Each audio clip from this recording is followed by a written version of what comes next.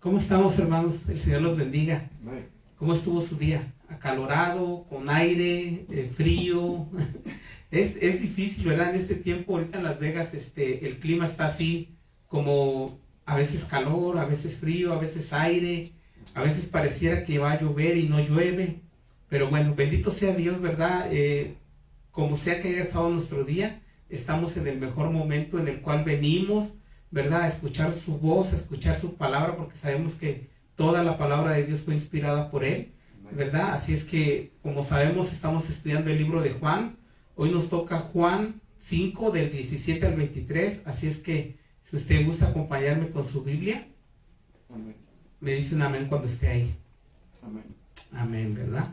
Y dice la palabra del Señor. Y Jesús le respondió: mi Padre hasta ahora trabaja, y yo trabajo. Porque por esto los judíos aún más procuraban matarle, porque no solo quebrantaba el día de reposo, sino que también decía que Dios era su propio Padre, haciéndose igual a Dios.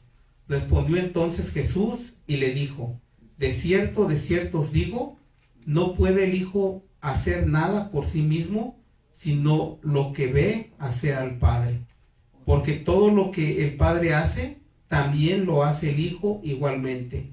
Porque el Padre ama al Hijo y le muestra todas las cosas que Él hace, y mayores obras que éstas le mostrará. De modo que vosotros os maravilléis, porque como el Padre levanta a los muertos y les da vida, así también el Hijo a los que quiere da vida. Porque el Padre a nadie juzga, sino que todo el juicio dio al Hijo, para que todos honren al Hijo como honran al Padre. El que no honra al Padre, el que no honra al Hijo, el que no honra al Padre, el que no honra al Hijo, no honra al Padre que le envió. Bueno, hermanos, esa es la palabra del Señor que nos toca el día de hoy, ¿verdad? Sabemos que después de que el Señor, ¿verdad?, sanó al paralítico del estanque de Betesda, los judíos comenzaron una persecución a muerte contra nuestro Señor, ¿verdad? ¿Por qué? Porque según ellos, ¿verdad?, el Señor había realizado este milagro el día de reposo.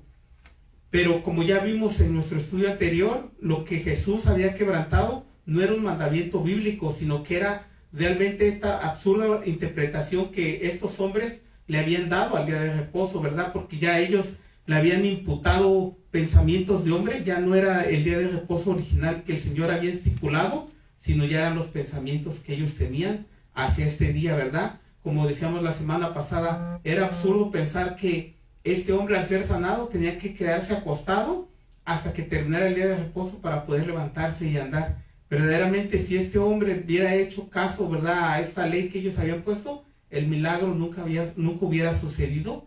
Así es que sabemos que nuestro Señor no quebrantó ninguna ley ni el día de reposo, sino las leyes que estos hombres habían puesto sobre el día de reposo, ¿verdad? Ahora, después de todas las acusaciones de los judíos, nuestro Señor no se dedicó a decirles, pues, oye, discúlpame, o decirles, miren, el verdadero día de reposo es este, sino que les hizo una afirmación que de ninguna manera podía dejar indiferente a nadie. Era algo que todo aquel que lo oyó impactó verdaderamente su vida y sus oídos. Pues cuando nuestro Señor dijo: mi Padre hasta ahora trabaja y yo trabajo, para ellos esto solo podía ser interpretado de una manera. Jesús estaba declarando ser igual a Dios, ¿verdad? Y por supuesto, ellos no se cuestionaron si era cierto, sino que simplemente le acusaron de blasfemia y añadieron otra causa más por la que decían que nuestro Señor merecía morir, ¿verdad?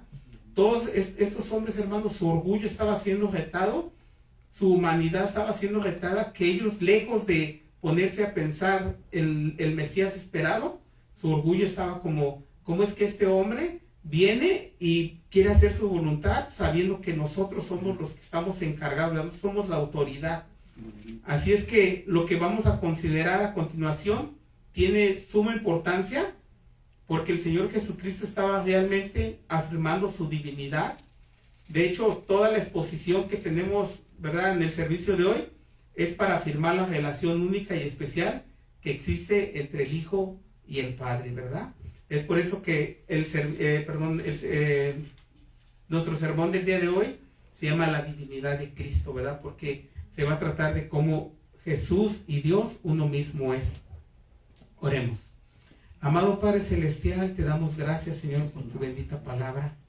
Sabemos, Padre amado, Señor, que tú hablas a nuestras vidas, Señor, que tú, Señor, exhortas nuestras vidas a través de tu palabra, Señor, y que si en algún momento, Padre, nuestra fe no ha estado firme, Señor, tu palabra, Señor, nos llama a arrepentimiento para que podamos venir, Señor, y ponernos a cuentas contigo. Sabemos, Señor, que hoy hablarás a nuestras vidas, Señor, que tú, Señor, hoy nos enseñarás cómo debe estar nuestra fe delante de ti, Padre Santo. En el precioso nombre de tu Hijo amado, Señor, te damos gracias y te pedimos que seas tú, Señor, hablando a nuestras vidas, Señor, para que nosotros podamos someter nuestra vida a tu voluntad. En el precioso nombre de tu Jesús, Señor, te damos gracias. Amén. Pues bueno, hermanos, como siempre, ¿verdad? Vamos a ir escudriñando versículo por versículo. Así es que vamos a empezar con Juan 5, del 17 al 18. Y dice, y Jesús le respondió, mi Padre hasta ahora trabaja y yo trabajo. Por esto los judíos aún más procuraban matarle, porque no solo quebrantaba el día de reposo, sino que también decía que Dios era su propio Padre, haciéndose igual a Dios, ¿verdad? Bueno, ya vimos la semana pasada, ¿verdad? Cómo después de que los judíos se molestaron, ¿verdad? Se enojaron porque a su entender de ellos nuestro Señor había quebrantado el día de reposo. Vemos que nuestro Señor realmente no es que había quebrantado el día de reposo, sino que había quebrantado esas leyes absurdas que estos hombres habían puesto sobre el día de reposo. Así es que nuestro Señor, al momento que estos hombres, ¿verdad?, vienen y lo cuestionan, nuestro Señor no trata de excusarse, sino trata de traerles una libertad espiritual, porque realmente, hermanos, el Señor conocía el corazón de estos hombres, los pensamientos de estos hombres. Así es que nuestro Señor no trató con ellos la cuestión de la violación del sábado, sino que los llevó a un tema de la relación que él tenía como hijo con su padre. Ahora, por supuesto que esto hizo que los judíos se enojaran más, porque en su duro corazón los judíos no estaban dispuestos a reconocerlo como el Mesías esperado. Estos hombres lo veían como un hombre común, estos hombres ni siquiera por sus mentes pasaba como, sabes que lo que él está haciendo puede ser, ¿verdad?, lo que se nos había prometido desde el Antiguo Testamento. No, estos hombres tenían su corazón tan duro que no les permitía ver que realmente el Mesías estaba parado delante de ellos, ¿verdad? Ahora, ¿qué quería decir nuestro Señor cuando afirmó que su Padre seguía trabajando hasta ahora? Pues que no, la Biblia nos dice, ¿verdad?, que después de 6 días de la creación, Dios descansó en el día séptimo. Evidentemente lo que nuestro Señor estaba explicando es que el Padre seguía obrando o seguía trabajando sin interrupciones en el sábado o en todos los días, ¿verdad?, supliendo las necesidades de su creación, las necesidades de todos nosotros. Porque ¿qué necesidad había de seguir trabajando una vez que la creación ya había quedado concluida? Que no, en Génesis 1:31 dice, y Dios vio que todo lo que había hecho era bueno en gran manera. Entonces, si todo era bueno, ¿qué necesidad tenía nuestro Señor de seguir trabajando, de seguir obrando? Pero mire, y en Génesis 2, del 1 al 3 nos dice que fueron pues acabados los cielos y la tierra, todo el ejército de ellos, y acabó Dios en el día séptimo la obra que hizo, y reposó el día séptimo de toda la obra que hizo. Y bendijo Dios al día séptimo y lo santificó, porque en él reposó de toda la obra que había hecho en la creación. Así es que, ¿verdad?, la Escritura nos dice que sí, que el Señor descansó, que el Señor, ¿verdad?, pero no descansó de un descanso de cansancio, sino que descansó o paró, ¿verdad?, lo que ya había terminado. Es verdad, ¿verdad?, Dios cesó, se detuvo en su actividad creadora, porque ya todo lo había creado. Aunque esto no equivalía a descansar en toda la actividad, ¿verdad?, el Señor seguía trabajando. Como el apóstol Pablo intentó explicarle a los habitantes de Listra, y eso lo podemos ver en Hechos 14:17. Si gusta acompañarme con su Biblia, Hechos 14:17.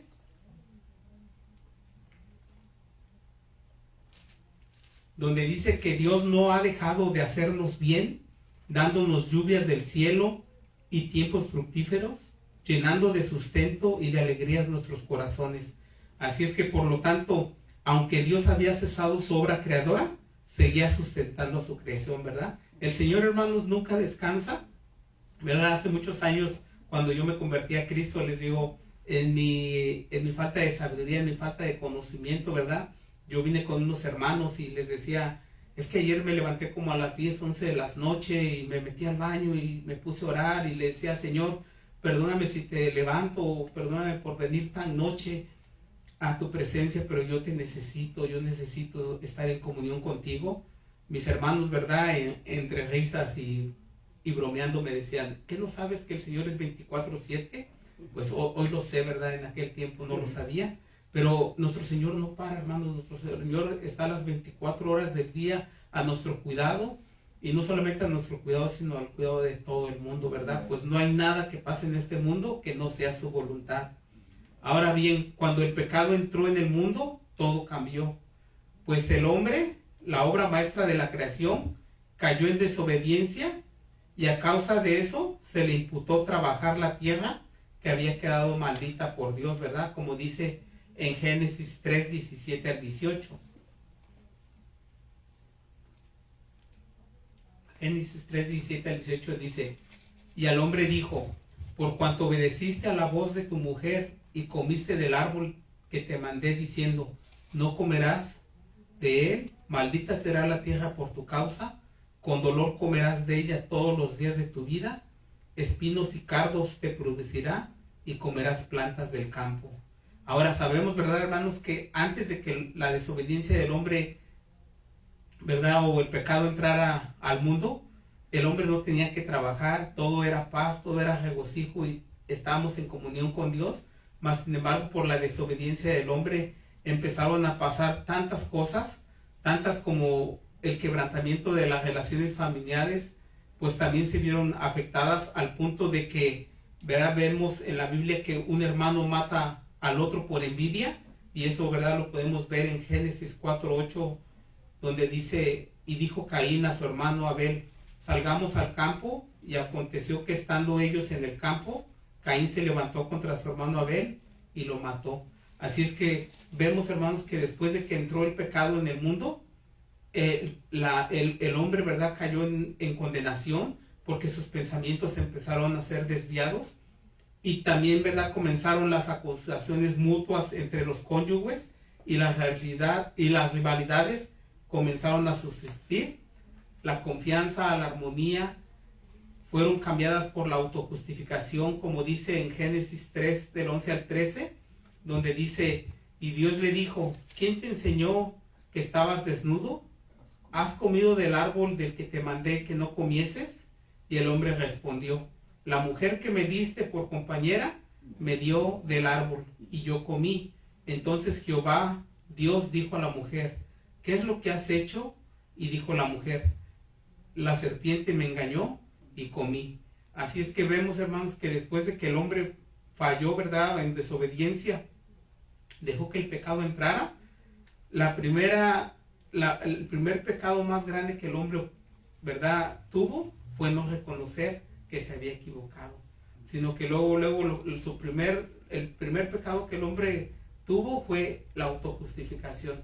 Por ejemplo, ¿verdad?, Adán decía, no, fue la mujer que tú me diste, y la mujer decía, no, fue la serpiente que me diste, en lugar de decir, ¿sabes qué, Señor? Pues perdóname, fui engañado, ¿verdad? Fui traicionado, o ¿sabes qué? Pues, Señor, me equivoqué, ¿verdad? Pero no, vemos que desde el principio la autojustificación es uno de los pecados más grandes, el no reconocer cuando nosotros nos equivocamos.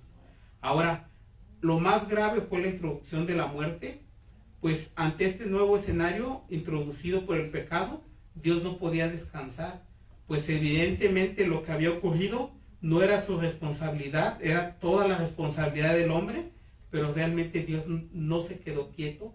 En su infinita misericordia, ¿verdad?, Él realmente se dolió ante el sufrimiento del hombre.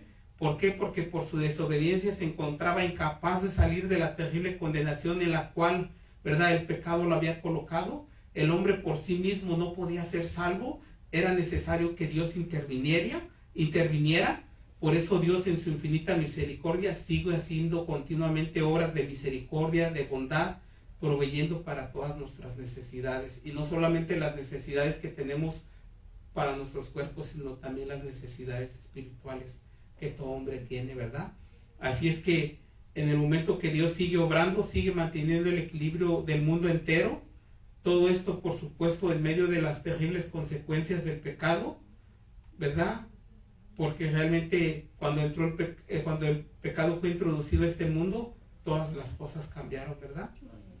Ahora, usted se ha puesto a pensar, ¿qué podría pasar si Dios suspendiera su obra por un momento? Si nuestro Señor dijera, ¿sabes qué? Pues yo voy a descansar. Que dijera, un día los voy a dejar que ellos solos, ¿verdad?, se gobiernen. ¿Usted sabe qué pasaría? Realmente, hermanos, este mundo sería un caos total, más de lo que ya está. Porque imagínense, hermanos, si nuestro Señor está obrando y este mundo está lleno de confusión, lleno de caos, imagínense, hermanos, si la presencia de nuestro Señor no estuviera con nosotros o Él no estuviera obrando en este mundo. Realmente es cuando nosotros vemos, ¿verdad?, que la desobediencia del hombre es continua, va de más en más, de más en más. Pero realmente también entendemos que los que somos, ¿verdad?, ya hijos de Dios, los que lo hemos recibido como dueño y salvador de nuestra vida, tenemos una gran responsabilidad, y es la de compartir su evangelio a toda criatura. Ahora, la razón por la que el mismo Hijo se hizo hombre y vino a este mundo fue precisamente con este mismo fin.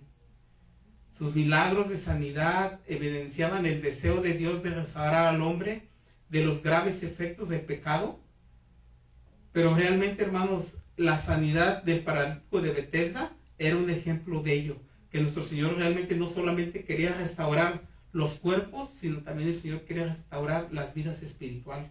Porque usted, como les dije, ¿verdad?, el estudio pasado, el Señor es nuestro reposo. En Él podemos hallar descanso. Pero ¿qué tenemos que hacer? Poner nuestra fe firme en Él. Si nosotros decimos yo creo en Dios, pero dudamos, entonces nuestra fe no está puesta en Él, y no lo podemos decir que Él es nuestro descanso, que Él es nuestra fortaleza. Pues vimos, ¿verdad?, que aquel hombre que había vuelto a disfrutar de un día de reposo, como este hombre, ¿verdad?, había vuelto a disfrutar un día de reposo después de 38 años.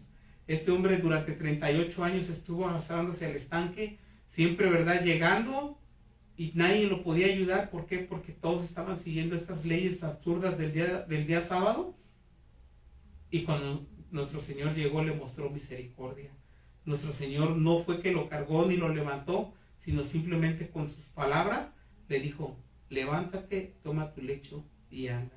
Y este hombre lleno, ¿verdad?, en obediencia y en fe, porque realmente podría haber dicho este hombre, bueno, ¿y quién eres tú para decirme esto, verdad? O como les decía, ¿cuántas veces cree usted que este hombre durante 38 años no intentó levantarse alguna vez? Yo creo que muchas veces, ¿verdad? Pero no pasaba nada. En el momento que escucha la voz de Jesús con tal autoridad, este hombre se levanta, toma su lecho y empieza a caminar.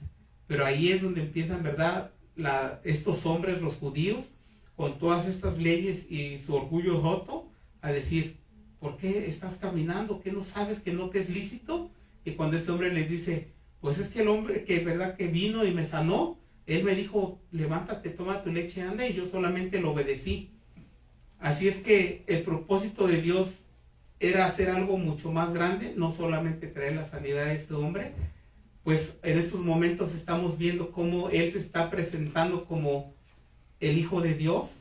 Realmente vemos que Jesús llevó a cabo por completo, ¿verdad?, el ministerio que Dios había puesto en sus manos. Ahora, las sanidades milagrosas que Jesús llevó a cabo o las resurrecciones solo eran pequeñas muestras de lo que realmente Él vino a hacer. Él había venido a solucionar el problema de raíz, lo que implicaba acabar con el pecado, y eso solamente podía hacer con su muerte en la cruz. Solo de esta manera podría dar un reposo definitivo a todo aquel que pone su fe o que cree en Él, ¿verdad? Realmente, hermanos, cuando nosotros decimos el Señor es mi descanso, el Señor es mi salvador, realmente nuestra fe tiene que reconocer que Él vino y murió por nosotros, y que ese pago es verdad, ese pago que Él hizo en la cruz con su muerte es perfecto y que nada más se le puede añadir. Ahora, hay muchas personas, ¿verdad?, que en este tiempo dicen, no, es que el Señor cuando murió en la cruz, ¿verdad?, ya con esto vino y dio sanidades y nos curó y nos sanó y nos... Realmente, hermanos, el motivo principal por lo cual la sangre de Cristo fue derramada en la cruz fue para la redención, para la remisión de nuestros pecados. Ese fue realmente el pago perfecto para que nuestros pecados fueran perdonados, ¿verdad? Para que usted y yo fuéramos justificados. Ahora, por esta razón, tratando sobre esto mismo, el autor de Hebreos nos habla de otro reposo al que Dios nos invita a entrar, y eso lo podemos ver en Hebreos 4, del 1 al 13. Si gusta acompañarme, Hebreos 4, del 1 al 13.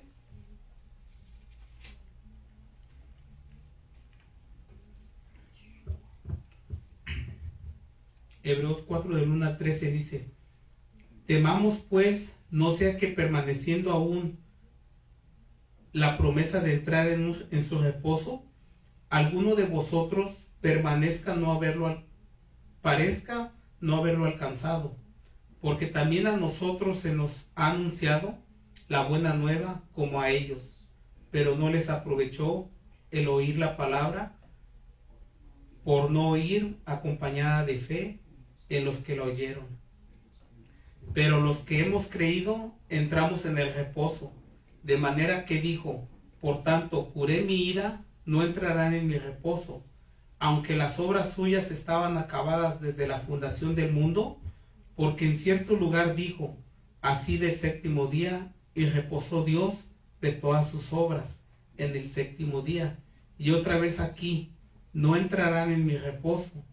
Por lo tanto, puesto que falta que algunos entren en él, y aquellos a quienes primero se les anunció la buena nueva no entraron por causa de desobediencia, otra vez determina un día, hoy, diciendo: después de tanto tiempo, por medio de David, como se dijo: si oyereis hoy su voz, no endurezcáis vuestros corazones, porque si Josué les hubiera dado el reposo, no hablaría después de otro día.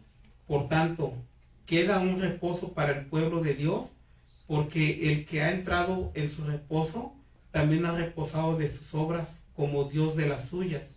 Procuremos pues entrar en aquel reposo, para que ninguno caiga en semejante ejemplo de desobediencia, porque la palabra de Dios es viva y eficaz, y más cortante que toda espada de dos filos, y penetra hasta partir el alma y el espíritu, las coyunturas y los tuétanos, y discierne los pensamientos y las intenciones del corazón.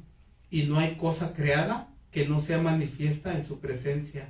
Antes bien, todas las cosas están desnudas y abiertas a los ojos de aquel a quien tenemos que dar cuenta.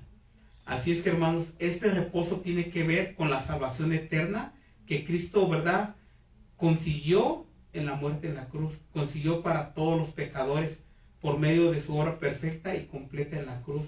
Ese fue el pago perfecto, hermanos, por nuestros pecados. Así es que en el momento que nosotros, ¿verdad?, recibimos a Jesucristo como Dueño y Salvador de nuestra vida, entramos en ese reposo, o sea que somos justificados, todos nuestros pecados son borrados, y a partir de ahí el Espíritu Santo es imputado en nosotros y empieza el tiempo de la santificación, que es en el tiempo que estamos viviendo, donde día a día nosotros nos levantamos, nos santificamos. Si fallamos, venimos delante del Padre, nos ponemos a cuentas y seguimos adelante hasta ese día donde venga la glorificación futura, ¿verdad? Ese día donde nuestros cuerpos van a ser glorificados y vamos a poder estar delante de su presencia. Así es que, mientras tanto, el Padre como el Hijo siguen trabajando con este propósito de que todo aquel, hermanos, que no tiene a Jesús, que no ha reconocido a Jesucristo como Dueño y Salvador de su vida, pueda, ¿verdad?, conocerle. Así que los judíos iban a acusar a Jesús de violar el día de reposo. Realmente, si ellos lo querían hacer, tendrían que hacer lo mismo con Dios Padre. Así que por eso la respuesta de Jesús realmente para ellos no sirvió de nada, pues no calmó los ánimos de estos hombres, pues al declarar a Dios como su Padre, encendió mucho más la ira de estos hombres, la ira de los judíos, ¿Por qué? Porque en sus mentes de ellos no podían entender cómo es posible que este hombre venga y diga que es hijo de Dios cuando ni nosotros que somos sus servidores lo hacemos. Realmente era su orgullo el que estaba siendo golpeado, era su humanidad, era su carne, y pues lógicamente, ¿verdad? La sangre de estos hombres ardía, se enfurecía y se llegaban de coraje en contra de nuestro Señor. ¿Por qué? Porque ellos se dieron cuenta perfectamente de que Jesús estaba realmente refiriéndose al Padre de un modo exclusivo y único. Para las mentes de estos hombres, hermanos, cuando leían los salmos, veían cómo cuando David hablaba del Padre, hablaba como cuando Jesús le estaba enseñando a sus discípulos, ¿verdad? Cómo debían de orar, como cuando habla del Padre Nuestro, donde dice, en Mateo 6, de 9 al 10, donde habla del Padre Nuestro, donde nuestro Señor dice, vosotros pues oraréis así, Padre nuestro que estás en los cielos, santificado sea tu nombre, venga tu reino, hágase tu voluntad en el cielo como también en la tierra. Cuando el Señor, ¿verdad? Cuando nuestro Señor les estaba diciendo a sus discípulos, ustedes deben de orar así, al decir Padre nuestro que estás en los cielos, no estaban identificándose como Jesús, estaban identificando en estos momentos como diciendo, el Padre y yo uno somos, sino que es como cuando nosotros también oramos y decimos, Padre amado, venimos delante de tu presencia. Los judíos se dieron cuenta, es por eso que a ellos se molestaban más, como diciendo, ¿cómo es posible que este hombre quiera hacerse igual a Dios o quiera decir que Dios es su Padre, ¿verdad? Ahora, todo esto habría resultado extraño para los judíos, porque de hecho es difícil encontrar en todo el Antiguo Testamento, ¿verdad? Como a Moisés, como a Elías, dirigiéndose a Dios así, llamándolo Padre de una forma tan personal. Vemos, ¿verdad? Que Abraham decía que era su amigo, pero no vemos a uno de ellos diciéndole Padre, hasta David, ¿verdad? Donde David lo menciona como Padre, pero como nosotros, ¿verdad? Como hijos agregados. Aún así, es probable que una referencia de este tipo, los judíos la hubieran pasado por alto, pero la cuestión aquí era totalmente diferente, pues ellos percibieron con total claridad que se estaban refiriendo a su Padre, pretendiendo ser igual con Dios. Y esa era la realidad, pero los judíos no estaban dispuestos a aceptarlo, y por eso los judíos aún más procuraban matarle, ¿verdad? Sus mentes se llenaron de ira, pues realmente ellos decían, ¿cómo es posible que él quiera hacerse igual a Dios? Pues para los judíos quedó claro que Jesús estaba poniendo su actividad al sanar al paralítico al mismo nivel con la actividad de Dios, y para ellos el tan solo pensarlo les resultaba como impensable e intolerable, pues no podían soportar que alguien igualara sus obras a las obras de Dios, ¿verdad? Es como para ellos era como, ¿cómo es posible que el milagro que él hizo lo ponga al nivel de lo que Dios hace? ¿Cómo es posible que lo que él está haciendo lo quiera como poner a igualdad con Dios? Realmente, hermanos, sabemos, ¿verdad?, que ellos no podían soportar que Dios igualara sus obras a las de Dios y que afirmara que él estaba unido con el Padre en una misma persona. Así que por eso estos hombres procuraban matarlo. Ahora, fíjese hasta dónde llega la necedad del hombre. Pues con solo oír o ver a Jesús obrar el día del reposo, ellos se molestaban, se llenaban de ira y dedicaban todas sus energías en tratar, ¿verdad?, de llevar a Jesús a la muerte. Así que aunque no lo quisieran reconocer, eran ellos los que estaban trabajando, ¿verdad? Ellos eran los que estaban quebrantando el día del reposo para hacer las obras de su padre el diablo, como Jesús les dijo, ¿verdad?, en Juan 8, 39 al 42. Si gusta acompañarme, Juan 8, del 39 al 42.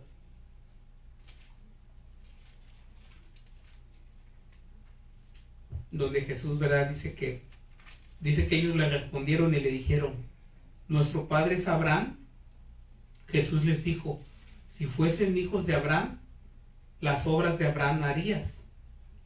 Pero ahora, ¿procuráis matarme a mí, hombre que os he hablado la verdad, la cual he oído de Dios? ¿No hizo esto Abraham? ¿Vosotros hacéis las obras de vuestro padre?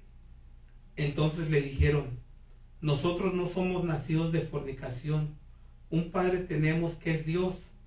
Jesús entonces les dijo, si vuestro Padre fuese Dios, ciertamente me amarías, porque yo de Dios he salido y he venido, pues no he venido de mí mismo, sino que el que me envió. Ahora, esto se comprueba una vez más, que cuanto más grande es la obra del Señor Jesucristo a favor de los hombres, y más clara la revelación de quién era Él, mayor era el costo para sí mismo, ¿verdad? Mayor aumentaba la persecución contra Él. Pero realmente, hermanos, el Señor sabía que a eso venía.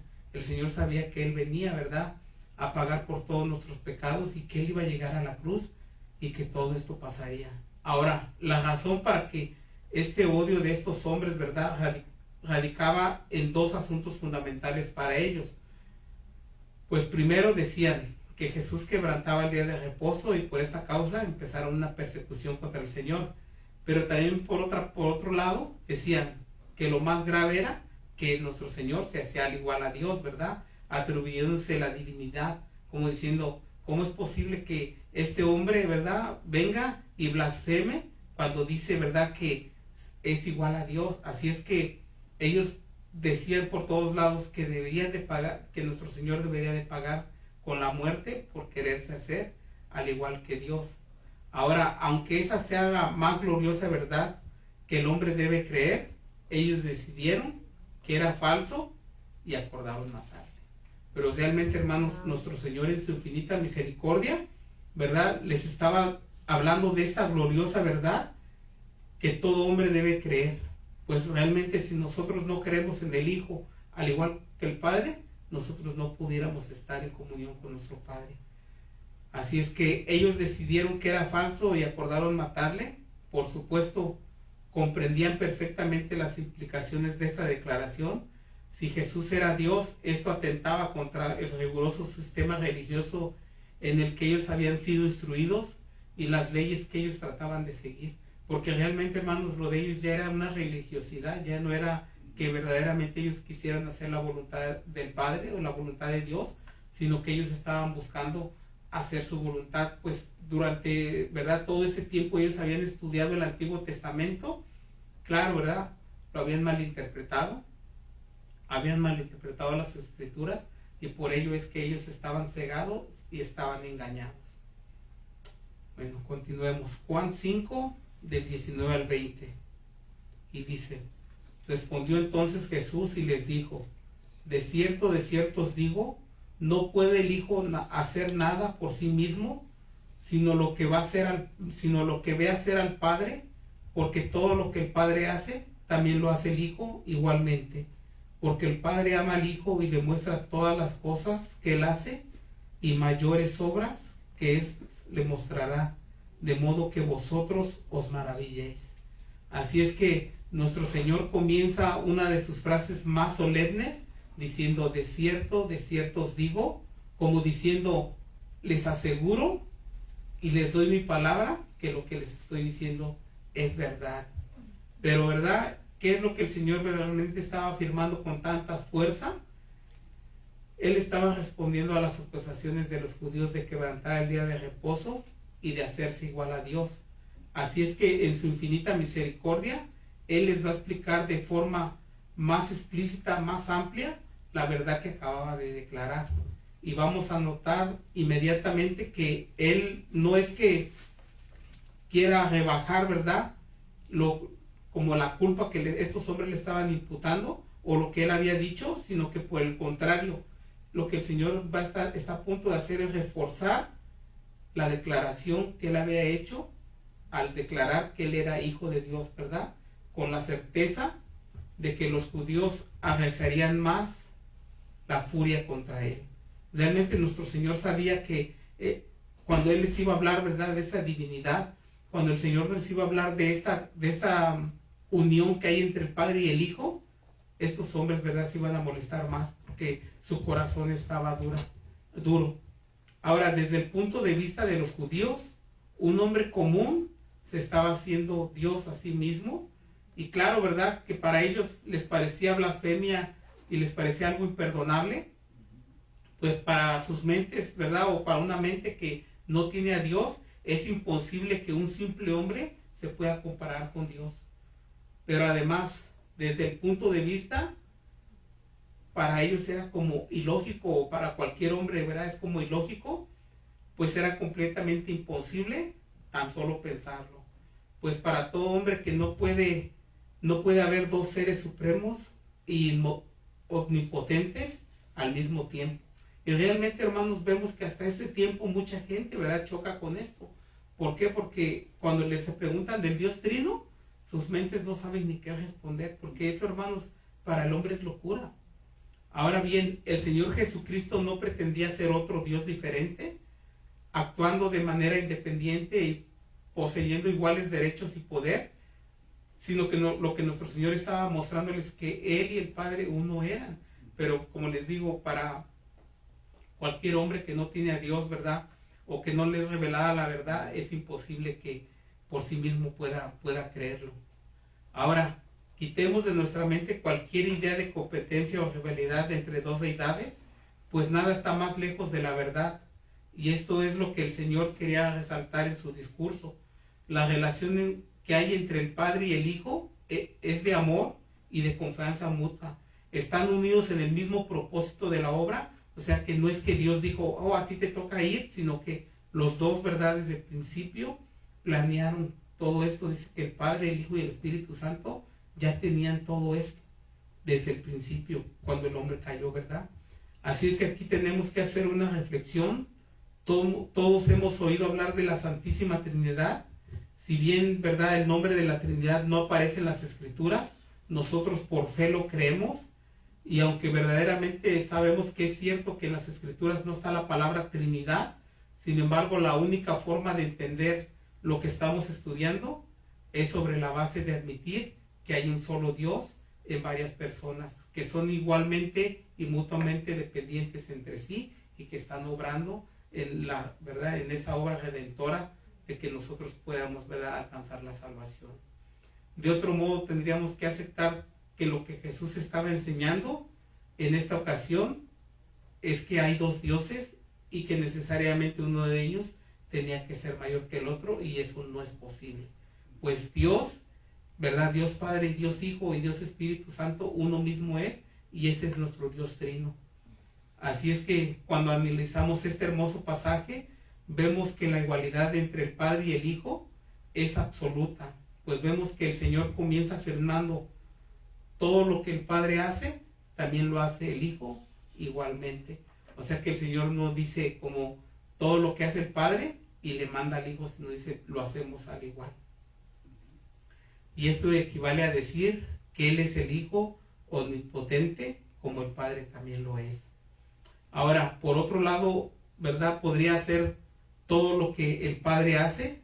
Sin embargo, allí mismo aclara que no solo puede el Hijo hacer, que no puede el Hijo hacer nada por sí mismo, sino lo que ve hacer al Padre. O sea, es como explicándoles, ¿verdad?, cómo es, yo tampoco es que me gobierno solo, porque yo y Él uno mismo somos y estamos en comunión, y lo que yo hago es lo que también Él hace, ¿verdad? Ahora, con esto muestra que su poder no estaba en competencia con el Padre, sino que sus obras son hechas en humildad y en dependencia del Padre.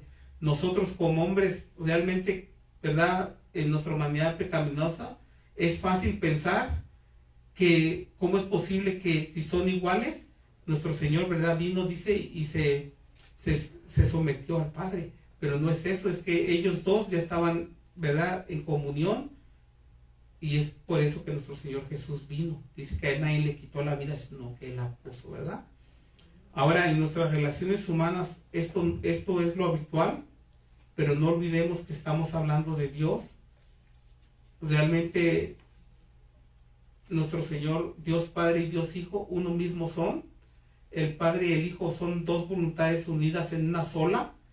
Por otro lado, no debemos perder de vista a la situación especial en la que el Hijo había entrado por medio de la encarnación. Cuando Él aceptó la misión de redención del hombre, se subordinó al Padre, al plan eterno de Dios, de modo que actúa en todo momento siguiendo los deseos del Padre, que en este contexto debemos entender que es la expresión de la voluntad del Dios Trino. Es el Dios Trino obrando, hermanos, como les decía, en la salvación y desde que nosotros fuimos, ¿verdad?, justificados. Dios Padre, Dios Hijo y Dios Espíritu Santo están obrando en nosotros. De este modo el Señor Jesucristo vivió como un hombre en dependencia y fe de su Padre. Qué ejemplo y qué modelo realmente nos dejó a todos nosotros. Así es que aquel a quien adoramos como Señor asumió para sí forma absoluta la posición de un siervo, y realmente, ¿verdad? Como veíamos, el Padre ama al Hijo y le muestra todas las cosas que Él hace. Así es que hace un momento Jesús había afirmado que Él hace lo que ve ser al Padre, y ahora añade que el Padre ama al Hijo y le muestra todas las cosas que Él hace. Para poder hacer tales afirmaciones, el Hijo debe tener continuo acceso al Padre y un completo conocimiento de lo que estaba sucediendo en el cielo. O sea, ningún otro hombre podría saber o podría hablar lo que Jesús hablaba con tal autoridad y lo que Él estaba haciendo, ¿verdad? Ahora, por supuesto, alguien que tiene este grado de conocimiento de Dios necesariamente tiene que ser Dios, pues ningún hombre podría conocer realmente todo lo que es Dios si Dios no se lo hubiera mostrado, ¿verdad? Ahora, no hay otra manera de explicarlo. Además, el hecho de mostrar todas las cosas indica también la plena confianza y cooperación que existe entre el Padre y el Hijo. Ahora, por supuesto, que Dios también revela su secreto a sus siervos, los profetas, como dice en Amos 3, del 7 al 8. Amos 3, del 7 al 8, si gusta acompañarme.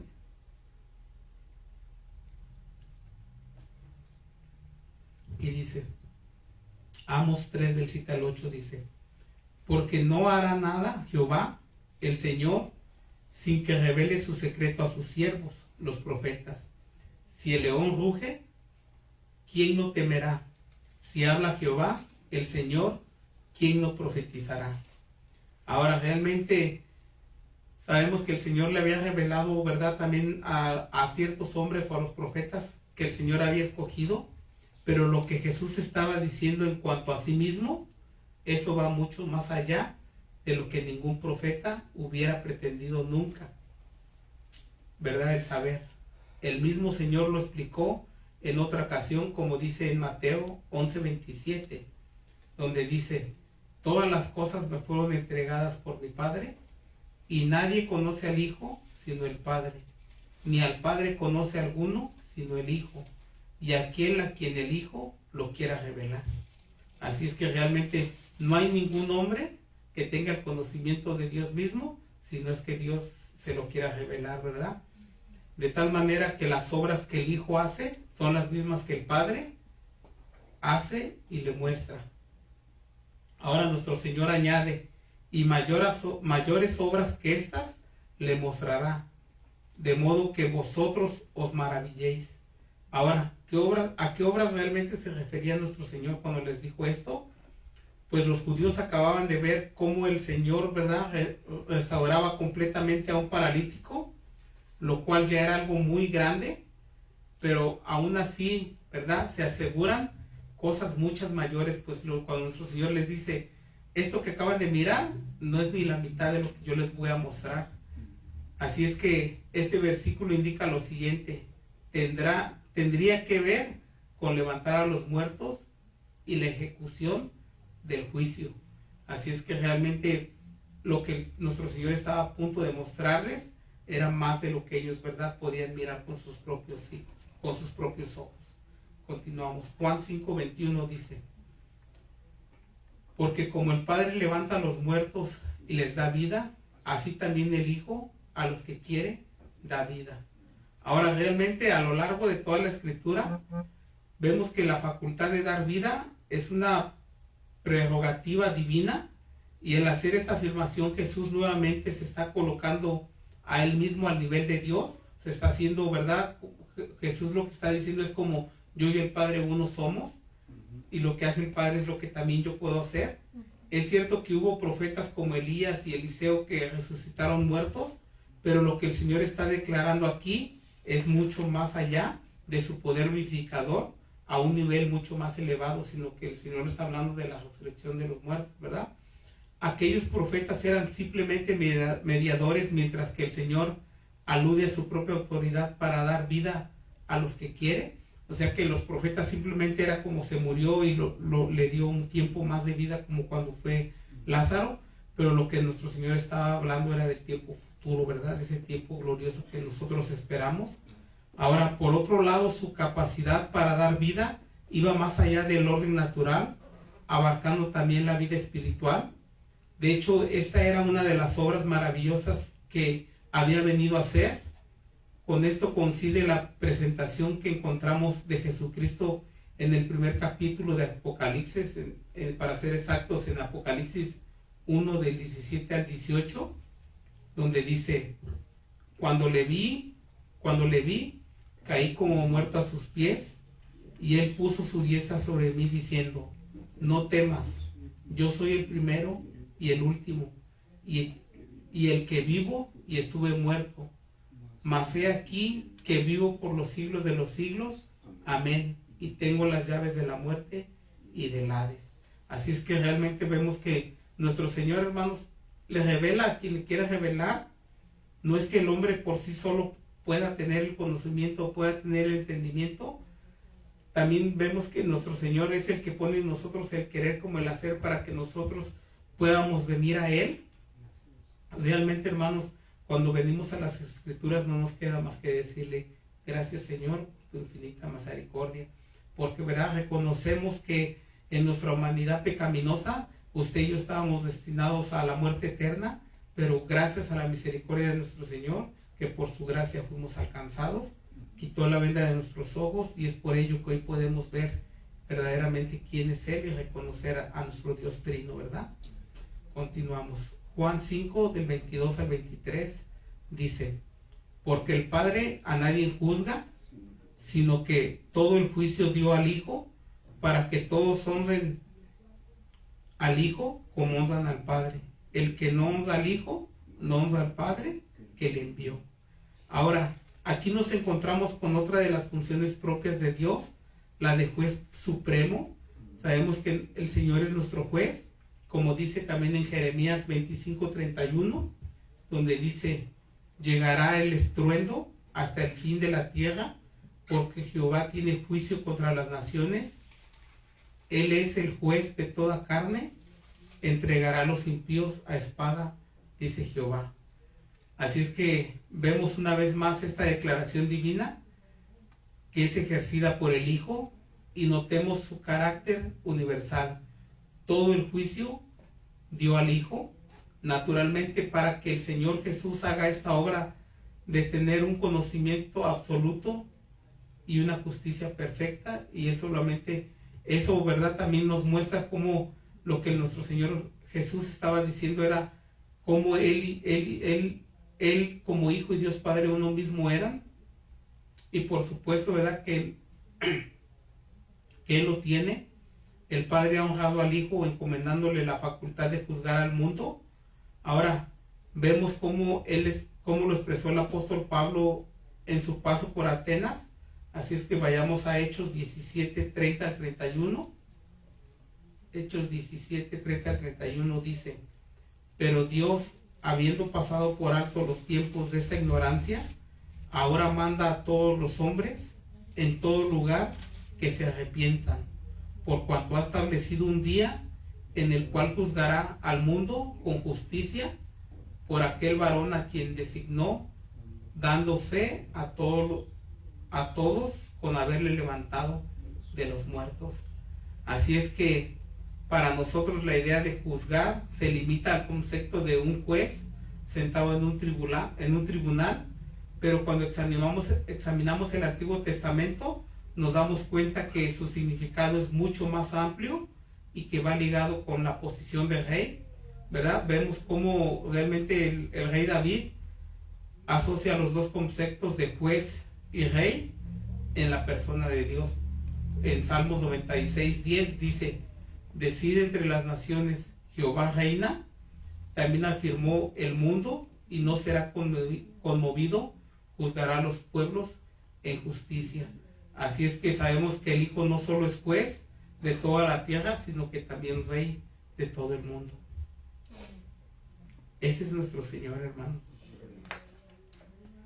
Así es que el Padre le ha dado este honor. para que todos honren al Hijo como lo honramos a Él. Así es que aquí claramente se nos explica la razón por la que el Padre ha entregado todo el juicio en las manos del Hijo. Y se añade algo muy importante, que los judíos que le escuchaban en aquel momento no querían aceptar. Pues el Señor Jesús mismo les decía, el que no honra al Hijo, no honra al Padre que le envió.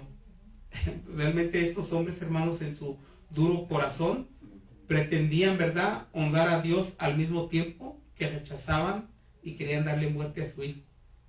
Realmente para nosotros, ¿verdad?, suena absurdo este pensamiento, pues nosotros que, ¿verdad?, creemos en un Dios trino, para nosotros es imposible no decir, creo en Jesucristo, ¿verdad?, que Dios Hijo, Dios Padre y Dios el Espíritu Santo, uno mismo es.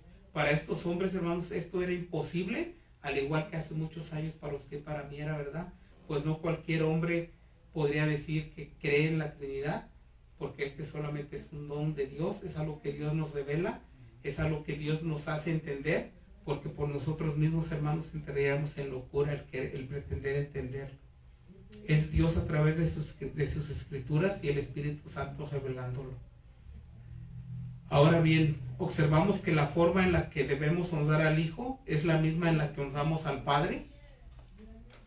Realmente esto para cualquier hombre sería como una barbaridad decir que el Hijo es igual que al Padre, o como para estos hombres lo era, pero realmente, hermanos, nosotros al escuchar, ¿verdad?, que Dios Padre y Dios Hijo uno mismo es, para nosotros es como darle gracias a nuestro Señor, porque sabemos que Dios Padre y Dios Hijo desde el principio fueron los que dijeron, ok, la humanidad cayó, nosotros somos los que trajimos ese plan para que el hombre pudiera ser redimido de su pecado, porque el hombre por sí mismo no podía hacer nada, ¿verdad? Ahora, realmente podemos imaginar la reacción de los judíos al escuchar sus declaraciones. Pues ellos habían aprendido por las escrituras del Antiguo Testamento que solo Dios debe ser adorado y que Él no da su honra a otro. Para sus mentes de estos hombres, hermanos, cuando sabían todo el Antiguo Testamento, cuando leían Isaías, ¿verdad? Sabemos que en aquel tiempo no tenía versículos ni capítulos, pero Isaías 48 del 10 al 11, donde dice, he aquí te he purificado y no como a plata te he escogido en horno de aflicción. Por mí, por amor de mí mismo lo haré, para que no sea amancillado mi nombre y mi honra no la daré a otro. Entonces, cuando ellos leían esto, hermanos, para ellos era como algo ilógico de ver a un hombre que pretendía ser Dios, pues para sus mentes decían, es que solamente hay un Dios y no puede, ¿verdad? Dios no le da su honra a nadie. Realmente Dios es uno y ellos simplemente creían en Dios Padre. No podían creer en Dios Hijo. Así es que realmente una vez más la única conclusión posible es que el Hijo era realmente Dios, pero para ellos era imposible el atar estos dos pensamientos. Así que el Padre quiere que se rinda al Hijo la misma adoración que Él recibe. Para los judíos era imposible realmente el poder entenderlo, puesto que no existe una desigualdad entre las dos partes, ¿verdad? Entre Dios Padre y Dios Hijo, pero ellos nada más le decían como Dios Padre no puede darle honra a otro Dios, porque ellos pretendían que eran dos, y no eran dos, era uno, ¿verdad?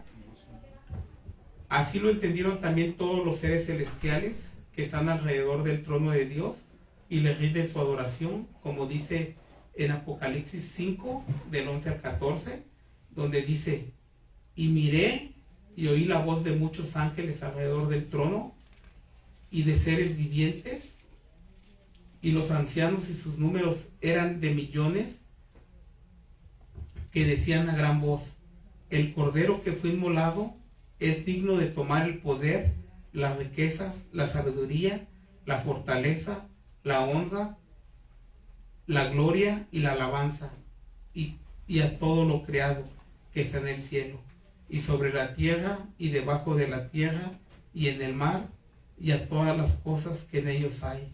Oí decir al que está sentado en el trono y al Cordero sea la alabanza, la honra, la gloria y el poder por los siglos de los siglos. Los 4 seres vivientes decían, amén, y los 24 ancianos se postraron sobre sus rostros y adoraron al que vive por los siglos de los siglos. Realmente, hermanos, la misericordia de Dios es grande. El plan redentor de nuestro Señor al venir a esa tierra no solamente era venir, ¿verdad?, y hacer milagros, sino que era que nosotros verdaderamente conociéramos a ese Dios Trino, a Dios Padre, a Dios Hijo y a Dios Espíritu Santo, y que Dios Hijo había venido a esa tierra para redimirnos, para que nosotros no fuéramos condenados, para que nos hiciera libres a través de nuestra fe puesta en Él, porque verdaderamente, hermanos, si Dios Hijo no hubiera venido a esta tierra, toda la humanidad estaba perdida, no tenía salvación. Ese fue el propósito de nuestro Señor al venir a esta tierra, que todos nosotros le conociéramos, que todos conociéramos la divinidad de Dios, que es Dios Padre, Dios Hijo y Dios Espíritu Santo, nuestro Dios Trino, y aunque en la Biblia no aparezca la palabra Trinidad, nosotros por fe lo creemos, y creemos, ¿verdad?, que es un solo Dios al que nosotros hemos confesado nuestra fe y al que le hemos entregado nuestra vida, ¿verdad? Ahora, realmente con este versículo terminamos. Primera de Juan 2, 23 al 25. Me dice un amén cuando esté ahí. Primera de Juan 2, 23, 25.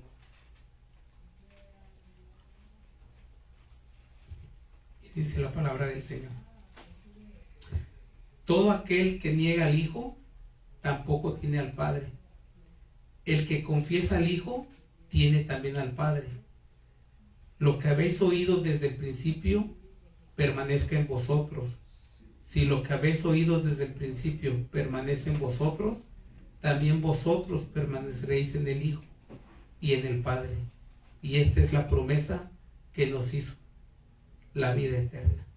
Así es que verdaderamente, hermanos, si nosotros creemos en el Hijo, tenemos que creer en el Padre y tenemos que creer en el Espíritu Santo, en ese Dios Trino que sigue obrando y está haciendo esa obra redentora para que usted y yo todos los días nos santifiquemos, para que estemos esperando con esa fe puesta en Él, ese día glorioso en el que este cuerpo será quitado y recibiremos ese cuerpo de gloria para poder estar delante de su presencia. Pues bueno, damos gracias a nuestro Señor por, ¿verdad?, quitarnos la venda de nuestros ojos y abrir nuestro entendimiento para que nosotros lo pudiéramos reconocer como nuestro Señor. Oremos. Amado Padre Celestial, te damos gracias, Señor, por tu bendita palabra. Sabemos, Padre amado, Señor, que tú hablas a nuestras vidas, Señor, que tú nos enseñas, que tú, Padre amado, estás obrando en nosotros todos los días, Señor. Que tú eres, Señor, el que suple nuestras necesidades, tanto como personales, Señor, como espirituales, Padre. A ti sea la gloria, a ti sea la honra, Padre amado. Señor, venimos ante ti con un corazón, Señor, que rebosa agradecimiento porque reconoce, Señor, la obra redentora, Señor, que tú hiciste para el perdón de nuestros pecados, Señor. Sabemos, Señor, que ese sacrificio fue perfecto, Señor, y que nada de lo que nosotros podamos hacer, Señor, podrá pagar ese sacrificio perfecto, Señor. Mas, sin embargo, Señor, de nuestro corazón nace agradecimiento, Señor, al saber lo que tú has hecho, Señor, para redimirnos, para que nosotros pudiéramos, Señor, estar en paz contigo, Padre amado. En el precioso nombre de tu Jesús, Señor, te damos gracias y te pedimos, Señor, que el día de mañana, donde quiera que nosotros estemos, seas tú poniendo en nosotros el querer como el hacer para poder compartir tu palabra con denuedo, y toda criatura, Señor, que no te conozca pueda saber que hay un Dios todopoderoso. Y sabemos, Señor, que tú eres el que cambia y transforma personas, que nosotros solamente somos vasos portadores de tu palabra. Todo honor y toda gloria, Señor, a ti te pertenece. Amén. Estamos despedidos, hermanos.